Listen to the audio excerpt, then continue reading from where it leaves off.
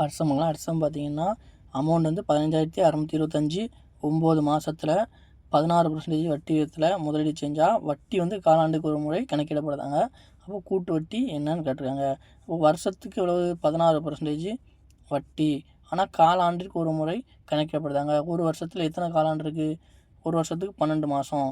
அப்போ கால்னா எத்தனை? 3 3 3 3 4ஆக பிரிச்சுக்கலாமா? கால், அரை, முக்கா, ஒரு வருஷம் ஆகிட்டா.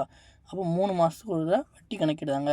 நமக்கு வருஷத்துக்கு 16%னா அப்போ 3 மாதத்துக்குனா 16%. நம்ம காலாண்டுக்கு கணக்குனா 4ஆண்டுனா 4ஆக பிரிச்சுக்கலாமா? அப்போ 3 மாதத்துக்கு வட்டி பர்சன்டேஜ் எவ்வளவு? 4%. அப்போ நமக்கு 9 மாதத்துக்கு கேட்டிருக்காங்க. 1 3 3 2 3 6 3 9. அப்போ 3 டைம் கண்டுபிடிக்கணும். கண்டுபிடிச்சா 9 மாதத்துக்கு வந்துடும்.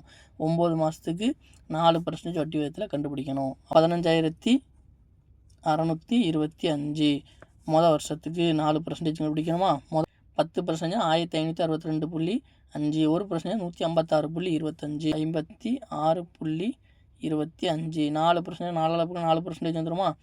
5 நாள் 20, 2 8 8 ரெண்டும் 10 மீதி 1, 6 நாள் 24 24 1 25 மீதி 2, 5 நாள் 20 22க்கு 2 மீதி 2, 4 4 6, 2 சாமி 625 625 2 4% மொதல் வருஷத்துக்கு.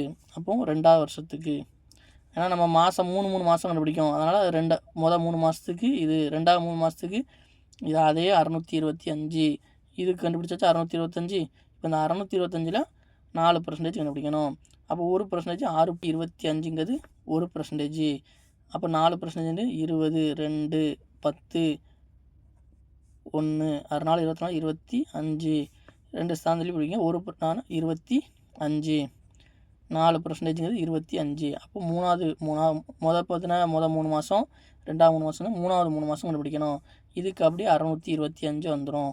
இந்த 625க்கு 25, இந்த 625க்கு 25, ஏன்னா ஏற்கனவே கண்டுபிடிச்சி வச்சுருக்கோம்.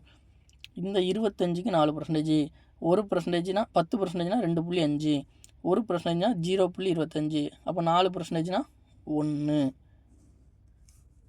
கூட்டிடலாமா? 1875 இதில் 25 25 25 75 76.